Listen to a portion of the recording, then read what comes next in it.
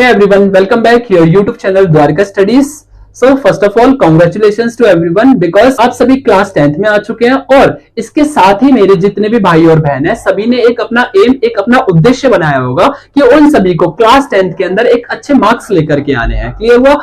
तो जिसके लिए मैंने आपके लिए स्टार्ट किया है एक बैच जिसका नाम हमने रखा है zero to hero batch. Clear? इसके अंदर हम अपनी मैथ्स की छोटी छोटी प्रॉब्लम्स को खत्म करने वाले हैं क्योंकि काफी सारे बच्चों को मैथ्स से काफी ज्यादा डर लगता है, जिसके अंदर मैं आपकी बेसिक प्रॉब्लम्स को भी इसमें खत्म करने वाला हूं। सो आज हम स्टार्ट कर रहे हैं अपनी वीडियो के अंदर चैप्टर फर्स्ट मैथ्स का, जिसका नाम हमारा होने वाला है रियल नंबर्स यानी कि वास्तविक संख्याएं। बेसिकली बात करें रियल नंबर्स वास्तविक संख्याएं की, तो भाई देखो जो हमने इससे पहले भी पढ़ा संख्याओं के बारे में, जैसे हमने पढ़ा even numbers, odd numbers, prime numbers, rational numbers, irrational numbers यानी कि हम इसे हिंदी में कहें सम संख्या, विषम संख्या, परिमेय संख्या, अपरिमेय संख्या, पूर्ण संख्या, इन सारी की सारी संख्याओं का ज्ञान होना हमें अति आवश्यक है, बहुत ज्यादा जरूरी है। यानी कि उन्हीं में से एक संख्या होती है हमारी रियल नंबर्स। तो रियल नंबर्स हमारे कौन से नंबर्स होते हैं? रियल नंबर्स हमारे वो नंबर्स होते हैं जिन्हें नंबर लाइन पर, जिन भी नंबर्स को हम नंबर लाइन पर शो कर सकते हैं, यानी कि कहें तो जितने भी नंबर्स होते हैं वो सभी के सभी अपने आप में रियल नंबर्स ही होते हैं। तो चैप्टर में हमें यहां पर क्या सिखाया गया, हमारा एक्सरसाइज का पहला क्वेश्चन क्या कहता है भाई कि निम्न संख्याओं को अभाज्य गुणनखंड के गुणनफल के रूप में व्यक्त करो। यानी कि हमें यहां पर कुछ नंबर्स दिए हुए हैं और हमें उन नंबर्स को सबसे पहले क्या करना है, प्राइम फैक्टराइजेशन मेथड के द्वारा उनको फैक्टर्स करने हैं। यहां पर क्वेश्चन क्या है कि भाई प्राइम फैक्टराइजेशन मेथड। अब यहां पर प्राइम फैक्टर्स का मतलब क्या होता है, तो सबसे पहले बात करें कि प्राइम नंबर्स कौन से होते हैं। तो बेसिकली जो प्राइम नंबर यानी कि अभाज्य संख्याएं। तो अभाज्य संख्या हमारी कौन सी होती है भाई, जो संख्या सिर्फ अपने टेबल के अंदर आती है, जो नंबर सिर्फ अपने पहाड़े से ही कटते हैं, उन्हें हम क्या कहते हैं, आपका अभाज्य संख्या। जैसे कि कहें 2, 3, 5, 7,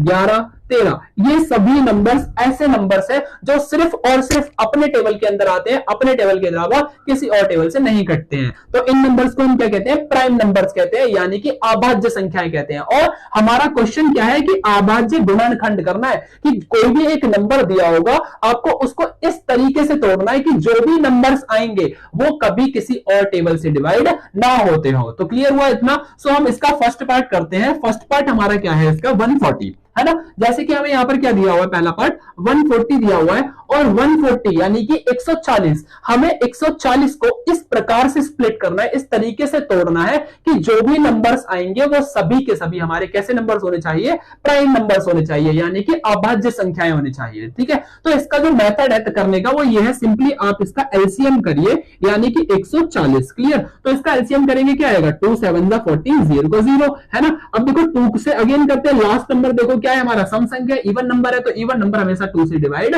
होता है। तो 2 के टेबल में 7 नहीं आता, उससे छोटा 6 होता है। कैरी 1 देंगे, 2 5 10 हो गया। क्लियर हो गया इतना? यानी कि 2 सॉरी यहां पर हमारा क्या आएगा, 2 3 6 होगा। क्लियर? अब इसे 5 से करते हैं, 5 7 35 और 7 1 7, यानी कि हमने इसे स्प्लिट करा तो क्या आया, 2 मल्टीप्लाई 5 मल्टीप्लाई 7 आ गया। क्लियर हुआ? ये हमने क्या है, इसका मेथड सीख लिया। और हमसे क्या कहा था, अभाज्य गुणनखंड यानी कि प्राइम फैक्टर करने। और यहां पर जितने भी नंबर्स आए तो आप चेक करिए वो सभी नंबर्स ऐसे नंबर हैं जो सिर्फ अपने टेबल के अंदर आते हैं, अपने टेबल से डिवाइड होते हैं, अपने अलावा किसी से डिवाइड नहीं होते हैं। अब इसके साथ ही मैं आपको इसका एक ट्रिक बताने वाला हूं, एक इसका इजी तरीका समझाने वाला हूं जिसे आप डायरेक्ट सॉल्व कर सकते हैं। तो बेसिकली यहां 140 दिया हुआ है, यानी कि 140 दिया हुआ है। जरूरी नहीं है आप हर बार ऐसे ही करेंगे, आपको अगर आंसर लिखना है तो मैं तरीका बताता हूं आपको क्या करना है। ये 140 लिखा है, तो 140 को अगर हम तोड़े अलग अलग तो 140 किसके टेबल में आता है, 14 10 जा 14 को 10 से मल्टीप्लाई करें अगर हम, तो 14 10 जा कितने होते हैं हमारे, 40 होते हैं। अब देखो इसको स्प्लिट कर दो, तो 10 को स्प्लिट करेंगे कितना होगा, 10 को तोड़ेंगे, 10 किसके पहाड़े में आता है, 2 पंजे 10 होता है। यानी कि इसको क्या लिख सकते हैं, 10 को 2 5 10। क्लियर हुआ? अब इसको क्या लिख सकते हैं, 7 14 को, तो 14 किसके टेबल में आता है सिंपली हमारा, तो 2 7 14, यानी कि 2 7 14 होता है हमारा, 2 7 14। तो जो भी नंबर्स हमारे यहां पर आए, देखो मैच हो रहा है ना यहां से, तो आप अगर डायरेक्ट कर सकते हैं तो डायरेक्ट करने की भी कोशिश करना, वरना मेथड हमारा एलसीएम करके ही करना होगा। क्लियर हुआ? अब जो इसके क्वेश्चंस होंगे आगे के, ये आप लोगों को अपनी कॉपी में ट्राई करना है, क्योंकि मैथ्स को आप जितना रिटर्न प्रैक्टिस करेंगे आप उतना अच्छा रिजल्ट कर सकते हैं। और इसका आंसर आप मेरे को कमेंट में बताएंगे। क्लियर हुआ? बढ़ते हैं इसके नेक्स्ट क्वेश्चन की तरफ। तो देखो इसका नेक्स्ट क्वेश्चन क्या कहता है, तो नेक्स्ट क्वेश्चन है हमारा पूर्णांकों के निम्नलिखित युग्मों के एचसीएफ और एलसीएम ज्ञात कीजिए। यानी कि हमें यहाँ पर कुछ इंटीजर्स दिए हुए हैं, और इंटीजर्स यानी कि पूर्णांक किसे कहते हैं, ऑल पॉजिटिव और नेगेटिव नंबर्स आर इंटीजर्स, यानी कि जितने भी प्लस वाले और माइनस वाले जितने भी नंबर्स होते हैं वो सभी के सभी हमारे पूर्णांक कहलाते हैं। अब यानी कि वो हमारे इंटीजर्स कहलाते हैं। कह रहे हैं यहाँ पर कि जो यहाँ पेयर दिए हुए हैं ना, इन पेयर्स के हमें क्या फाइंड करना है, एलसीएम और एचसीएफ दोनों के दोनों फाइंड करना है, और फिर उसके बाद उसे चेक करके बताना है कि भाई एलसीएम एचसीएफ मल्टीप्लाई होता है प्रोडक्ट ऑफ द नंबर्स के, यानी कि दो नंबर जो होते हैं और टू नंबर्स के प्रोडक्ट के बराबर होता है। हमें ये भी फाइंड करके दिखाना है, यानी कि लास्ट में चेक करके दिखाना है। देखो इजीली समझ आने वाला है। क्या करना होता है, सिंपली सबसे पहले मैं आपको फर्स्ट पार्ट करके दिखाता हूं इसका। 26 और क्या दिया हुआ है हमें, एंड 91 दिया हुआ है। हमें क्या फाइंड करना है, एलसीएम भी एचसीएफ भी। अब ये सारी चीजें तो यार आप पहले से ही करते हुए आ रहे हो, तो बेसिकली एलसीएम कैसे फाइंड करते हैं, तो एलसीएम फाइंड करने का हमारा क्या तरीका होता था, एक साथ इसे यहाँ पर सॉल्व कर दीजिए। ठीक है, अब देखो 26 और 91 किसके टेबल में आया, हमें क्या सिखाया कि हमें यहाँ पर वो नंबर्स लेकर के आने जो किसी के टेबल में ना आते हो। क्लियर, तो देखो ये 2 से डिवाइड हो रहा है हमारा, 2 1 2 और 2 3 6, कॉमा ये 2 से डिवाइड नहीं होगा तो इसे एज इट इज उतार लेंगे। Clear clear. अब देखो यहाँ पर क्या करना है आपको, 13 के टेबल में 13 अपने टेबल में आता है क्योंकि ये हमारा प्राइम नंबर है, तो 13 1 जा 13 हो गया। 13 के टेबल में 91 भी आता है, कब आता है, 7 पर आता है। तो क्या इसे ऐसे लिख सकते हैं, बिल्कुल लिख सकते हैं। अब देखो 7 किसके टेबल में आता है, 1, 7 1 जा 7 है ना, तो ये हमारा क्या हो गया, यहाँ पर एलसीएम आ गया। क्या है हमारा 26 का, इन दोनों का एलसीएम क्या आया हमारा, 2 मल्टीप्लाई 13 मल्टीप्लाई 7। अब क्या करना है, सिंपली इनको मल्टीप्लाई करो। 13 7 का कितना होता है 91, और 91 को अगर 2 से मल्टीप्लाई करेंगे तो कितना होगा हमारा 182 होगा। यानी कि जो हमारा एलसीएम आ गया वो कितना आ गया, 182 आ चुका है। क्लियर हुआ। इसके साथ में हमें क्या फाइंड करना है, एचसीएफ भी फाइंड करना है। और एचसीएफ फाइंड करने का क्या तरीका होता है, देखो भाई सिंपली आपको क्या करना है, यहाँ पर जो भी दो नंबर्स दिए हुए हैं, क्लियर, यानी कि हमें यहाँ क्या दिया हुआ है, 26 दिया हुआ है और 91 दिया हुआ है। ठीक है, अब आपको एचसीएफ कैसे फाइंड करना है, इनको अलग अलग रख करके इनको स्प्लिट कर लेना है, यानी कि इनका एलसीएम ले लेना है। 26 को क्या कर देना है, तोड़ देना है। 26 को तोड़ेंगे तो 26 को स्प्लिट करेंगे, क्या आएगा, 26 किसके टेबल में होता है, 13 2 जा, है ना, कितना होता है हमारा 26 होता है। ऐसे ही अगर इसको स्प्लिट करेंगे तो इसका क्या आएगा, 13 7 जा। अब देखो जो भी नंबर्स आएंगे वो किसी और के टेबल में नहीं आने चाहिए, तो 13 और 7 ऐसे नंबर्स हैं जो प्राइम नंबर्स है, जो सिर्फ अपने टेबल से डिवाइड होते हैं। एज इट इज यहाँ पर भी यही है। अब आपको करना क्या होता है, एचसीएफ फाइंड करने के लिए जितने नंबर दिए हुए उनका पेयर बनाना है। ऊपर नीचे देखो पेयर किसका बन रहा है, जोड़ा किसका बन रहा है, युग्म 13 का जोड़ा बन रहा है। क्या इन दोनों का बन रहा है, नहीं बन रहा। यानी कि जो हमारा एचसीएफ होगा वो कितना होगा, 13 होगा। क्लियर हो गया। यहां पर ये इसका क्या हो जाएगा, आंसर हो जाएगा। क्लियर। करते हैं नेक्स्ट क्वेश्चन की तरफ, यानी कि क्वेश्चन नंबर 3 की तरफ। देखो क्वेश्चन नंबर हमारा 3 क्या कहता है, क्वेश्चन नंबर 3 है कि आभाज्य गुणनखंड विधि द्वारा यानी कि प्राइम फैक्टराइजेशन मेथड के द्वारा हमें इन इंटीजर्स के क्या फाइंड करने हैं, एचसीएफ और एलसीएम फाइंड करने हैं। तो सिंपली देखो इसका फर्स्ट पार्ट क्या है, 12 15 और 21। समझ आया, क्या फाइंड, एचसीएफ एलसीएम सेम वही करना है, आप छोटी क्लासेस में भी करते हैं, जो भी पीछे क्वेश्चन था वही। सबसे पहले फाइंड करते हैं इसका एचसीएफ। ठीक है, तो एचसीएफ कैसे फाइंड करेंगे हम, इसका अलग अलग नंबर्स को रखो, अलग अलग रखो और इन तीनों को स्प्लिट कर लो। ठीक है, यानी कि तीनों को तोड़ लो, तीनों का एलसीएम कर लो। तो 12 का एलसीएम क्या होगा, कैसे निकालेंगे, आप डायरेक्ट अपने माइंड के अंदर सोचेंगे कि ये जो 12 है किसके टेबल में आता है, तो 12 किसके टेबल में आता है, 6 2 12 होता है, या फिर 4 और 3 लिख दो, है ना। अब ये जो 6 है इसको स्प्लिट करेंगे तो क्या आएगा 2 3 और ये क्या आ गया 2, यानी कि 12 का आंसर क्या हो गया, हम 12 को क्या लिख सकते हैं, 2 2 4 और 4 3 12 हो गया। 15 को कैसे लिख सकते हैं हम, भाई 15 किसके टेबल में आता है, 3 5 15, तो यहाँ पर क्या लिख सकते हैं भाई, आप लिख सकते हैं 3 5 15 या 5 3 15। और ये किसके टेबल में आता है 27, तो 27 आता है हमारा 7 3 21। यानी कि ये जो नंबर्स आएंगे ये कैसे नंबर्स होने चाहिए, जो सिर्फ और सिर्फ अपने टेबल से डिवाइड होते हैं और अपने टेबल के अलावा किसी टेबल में नहीं आते हैं। तो सिंपली अब क्या करना होता है, जोड़ा बनाना है, पेयर बनाना है। तो 3 का पेयर बन गया, तो जो पेयर बनेगा वही हमारा एचसीएफ होगा, यानी कि एचसीएफ कितना आ गया हमारा 3 आ गया। इसके साथ क्या फाइंड करना है, एलसीएम भी फाइंड करना है। तो एलसीएम फाइंड करने का मैंने आपको क्या तरीका बताया कि जैसे करते हैं, सिंपली एलसीएम निकालने का तरीका जो होता है हमारा, यहां पर निकालते हैं एलसीएम इसका। तो एलसीएम सिर्फ इसी तरीके से निकालेंगे, किस किस का निकालना है हमें, 12 15 और 21 का। ठीक है, अब देखो एलसीएम निकालने के लिए कोई एक टेबल से डिवाइड हो रहे हैं, ये 3 के टेबल में सब में आते हैं। तो 3 4 12, 3 5 15, 3 7 21, सेम 2 2 4, 5 का 5 उतार लेंगे, 7 का 7। सेम यहाँ पर 2 1 जा 2 हो जाएगा। अब इसके बाद में बाकी सब कुछ एज इट इज उतार लेंगे, फिर अगेन डिवाइड करते हैं 5 से, 5 1 जा 5, फिर 7 से डिवाइड करते हैं भाई आपका, तो 7 यहां पर क्या आ जाएगा, 7 1 जा 7। तो जो ये नंबर्स आए हमारे, क्या क्या आया, 3 मल्टीप्लाई 2 मल्टीप्लाई 2 मल्टीप्लाई 5 मल्टीप्लाई 7। ठीक है, तो हम मल्टीप्लाई कर देते हैं। 7 5 से कितना होता है, 35 होता है। ठीक है, और ये, या फिर आपको इजी तरीका बताऊं तो आप डायरेक्ट कैसे करो, 5 2 जा 10। किसी को 0 से मल्टीप्लाई करना आसान है ना, क्योंकि किसी के पीछे 0 लगा देना बहुत इजी है। तो 5 2 जा कितना हो गया, 10। अब देखो यहाँ पर क्या है, 3 2 जा 6, और 6 7 जा कितना होता है, 42। 42 को 10 से मल्टीप्लाई करेंगे 420, यानी कि हमारा जो एलसीएम होगा कितना आ जाएगा, 420 आ गया एलसीएम। क्लियर हुआ, हमें यहाँ पर यही फाइंड करना था। उम्मीद कर रहा हूं अच्छे से क्लियर हो रहा होगा। इसका सेकंड पार्ट मैं आपको अभी करके दिखाता हूं। ठीक है, तो भाई देखो सिंपली यहीं पर करते हैं इसको रफ करके। सिंपली इसको किस तरीके से करना है, जैसे कि अभी हमने करा। ठीक है, पहले निकालते हैं इसका एचसीएफ। तो एचसीएफ कैसे निकालेंगे इसका, हम सिंपली 17 23 और 19 तीनों को अलग अलग स्प्लिट कर लेंगे। 17 किसके टेबल में आता है, किसी के टेबल में नहीं, सिर्फ अपने टेबल के अंदर आता है। तो इसे क्या लिख सकते हैं, 17 बन जाए 17। 23 को किस तरीके से लिखा जा सकता है, 23 एक प्राइम नंबर है, एक अभाज्य संख्या है जो कि सिर्फ अपने टेबल के अंदर आती है, यानी कि 23 बन जाए 23। सेम ऐसे ही 19 को देखेंगे तो 19 भी एक ऐसा नंबर है जो सिर्फ अपने टेबल से डिवाइड होता है, यानी कि 19 बन जा 19। ठीक है, तो यहां पर क्या लिख सकते हैं हम इसे, 19 बन जा 19। अब पेयर देखेंगे तो किसका बन रहा है, हमारा 1 का पेयर बन रहा है, तो एचसीएफ हमारा क्या हो जाएगा, 1 हो जाएगा। क्लियर, सेम एलसीएम निकालेंगे, है ना। तो एलसीएम कैसे निकलेगा, 17 23 29 कैसे नंबर्स है जो सिर्फ अपने टेबल में आते हैं, अपने अलावा किसी में नहीं आते। तो एलसीएम भी इनका यही होगा, 17 23 और क्या है हमारा 19। इन तीनों को मल्टीप्लाई करेंगे तो हमारा आंसर आएगा 7429, है ना। आप मल्टीप्लाई कर लो, पहले इसको इससे कर लो, जो आंसर आए इसको इससे मल्टीप्लाई कर लीजिए। क्लियर हो गया, बढ़ते अपने नेक्स्ट क्वेश्चन की तरफ, यानी कि क्वेश्चन नंबर 4 की तरफ। सो भाई देखो क्वेश्चन नंबर 4 हमारा क्या है कि एचसीएफ हमें इसका कितना दिया हुआ है, 9 दिया हुआ है, यानी कि ये कोई एक नंबर दिया हुआ है, एक पूरा का पूरा एक पेयर दिया हुआ है, और इस पूरे के पूरे पेयर का एचसीएफ हमें कितना दिया है, 9 दिया है। और क्या कह रहा है, इसी पूरे पेयर का आप एलसीएम भी निकाल के दिखाओ। क्वेश्चन पढ़कर समझना बहुत ज्यादा इंपॉर्टेंट है, क्योंकि क्वेश्चन अगर समझ आएगा तो इजीली आप आंसर भी दे सकते हो। सिंपली ये क्वेश्चन हमारे एग्जाम के अंदर कई बार रिपीट हुआ है, सो अच्छे से समझना। क्वेश्चन क्या है कि एक कोई नंबर दिया हुआ है, ये पूरा ठीक है पेयर दिया हुआ है, इसका जो एचसीएफ है ना वो तो 9 दे रखा है। एचसीएफ कितना दे रखा है, 9।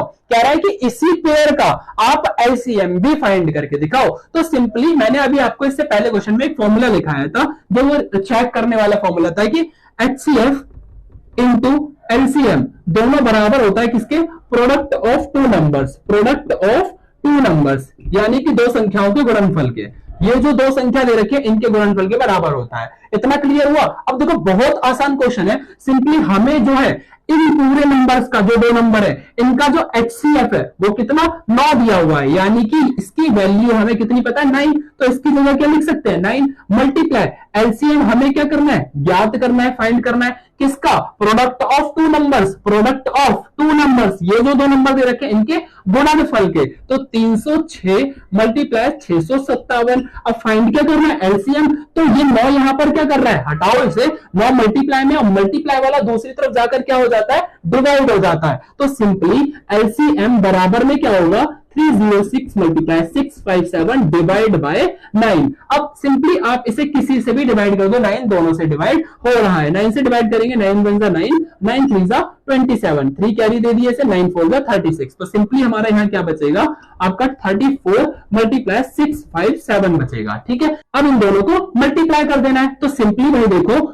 जब हम 34 को 657 से मल्टीप्लाई करेंगे तो हमारा आंसर आएगा 22338, यानी कि 22,338 इसका आंसर हो जाएगा। क्लियर हुआ, उम्मीद करता हूं अच्छे से क्लियर हुआ होगा, अच्छे से समझ आया होगा। अगर क्वेश्चन अच्छे से समझ आया तो जल्दी से लाइक कर दीजिए और अपने फ्रेंड्स तक शेयर कर दीजिए। बढ़ते हैं अपने नेक्स्ट क्वेश्चन की तरफ, यानी कि क्वेश्चन नंबर 5 की तरफ। सो देखो हमारा क्वेश्चन नंबर 5 क्या कहता है कि जांच कीजिए, यानी कि हमें चेक करना है कि क्या किसी प्राकृतिक संख्या n की, कोई एक प्राकृतिक संख्या n है, उसके लिए संख्या 6n अंक जो है, यानी कि ये जो 6n है, अगर इसको स्प्लिट किया जाता है, अगर इसको तोड़ा जाता है, तो इसका जो आखिरी अंक होगा, जो इसका अंक है लास्ट वाला, वो 0 पर समाप्त होता है या फिर नहीं होता है, ये आपको यहां पर बताना है। यानी कि कहने का मतलब आपको यहां पर जो भी नंबर दिया होगा उसे स्प्लिट करना है, उसका एलसीएम लेना है और आपको बताना है कि उसका जो आखिरी नंबर है उनको मल्टीप्लाई करते हैं तो वो 0 पर समाप्त होता है या फिर नहीं होता है। तो बेसिकली देखो 0 पर कब समाप्त होगा कोई भी नंबर, जब उसके अंदर क्या आ रहा होगा, 2 और 5 आ रहा होगा, यानी कि 2 5 का कितना होता है हमारा 10, तो लास्ट का डिजिट क्या होगा 0। तो अगर किसी नंबर के अंदर ये दोनों नंबर आ रहे हैं स्प्लिट करने के बाद, मतलब उसका एलसीएम लेने पर 2 और 5 उसके अंदर आ रहा है, तो इसका मतलब वो क्या होगा, उसका आखिरी अंक जो होगा, यानी कि जो लास्ट डिजिट होगी वो क्या होगी, हमारी 0 पर खत्म हो रही होगी, एंड हो रही होगी।